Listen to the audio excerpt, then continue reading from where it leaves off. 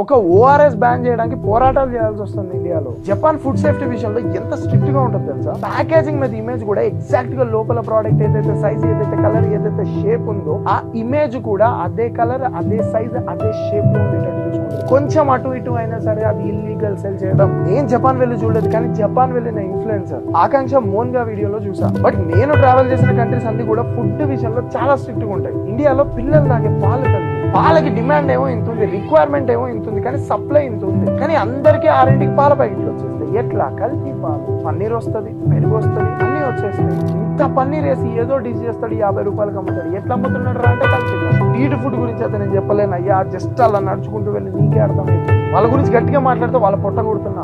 Juice లో juice ఉండదు, sugar ఉంటది. పల్పీలో పల్పు ఉండదు, షుగర్ ఉంటది. టమాటా కెచప్ లో కెచప్ ఉంటది, టమాటా ఉండదు. వీట్ బిస్కెట్స్ లో వీట్ ఉండదు. చిన్న పిల్లలకి బాహుబలి చిప్స్ వస్తాయి, మగధీరా చిప్స్ వస్తాయి. ఏమేమో వస్తాయి, అసలు పట్టించుకునేటోడే ఉన్నాడు. అరే Lifebuoy ban Europe countries లో. ఆక్వా లైఫ్ కి హార్మ్ చేస్తాయి ఆ సోప్ లో ఉండే chemicals. Fair and lovely ban. Johnson's baby అమెరికాలో బ్యాన్, క్యాన్సర్ వస్తుంది. వెజిటేబుల్ ఆయిల్ యూజ్ చేసి ఏం చేసినా జపాన్ లో బ్యాన్. కానీ మనం ఒక ఓఆర్ఎస్ బ్యాన్ చేయడానికి పోరాటాలు చేయాల్సి వస్తుంది. ఇంకా ఈ ప్రోడక్ట్స్ అని ఇంకెప్పుడు బ్యాన్ అవుతాయి? ఇది అవేర్నెస్ వీడియో కాదు, అట్లని చెప్పి గవర్నమెంట్ బ్లేమ్ చేయాలి అని నా ఉద్దేశం కాదు. బ్లేమ్ చేసినా సరే అక్కడ ఏం జరగదు. నా ఉద్దేశం ఒకటే, నాకు న్యూట్రిషన్ ఫిట్నెస్ మీద నాలెడ్జ్ రావడానికి 20 సంవత్సరాలు పట్టింది. అలాంటిది ఒక 5 రూపాయలు పెట్టి షాప్కి వెళ్ళి చాక్లెట్ కొనుక్కొని తిందాము అనుకునే పసి పోరగాడికి ఏం తెలుస్తుంది ఆ ప్రోడక్ట్ మంచిదా చెడ్డదా, అందులో వెజిటేబుల్ ఆయిల్ వేసారా, తింటే క్యాన్సర్ వస్తుందా రాదా అని? ఊర్లో ఉండే తల్లిదండ్రులకి ఏం తెలుస్తుంది చిన్న పిల్లలకి ఏం పెట్టాలా లేదా అని? సింగపూర్ నయం రా బాబా, అందులో గ్రేడింగ్ సిస్టమ్ అయినా ఉంటుంది. న్యూట్రీ గ్రేడ్ అని ABCD. ఏ అంటే లో షుగర్, B అంటే కొంచెం ఎక్కువ షుగర్. చదువు రానోడికి కూడా ABCDలు వస్తే తెలిసిపోతుంది ఆ ప్రోడక్ట్ లో ఎంత షుగర్ ఉందని. పబ్లిక్ హైజీన్ రేటింగ్ సిస్టమ్ అయినా పెట్టాలి, అట్లీస్ట్ UK లో ఉన్నట్టు. వామ్మో, అసలు నేనేంటి ఏదో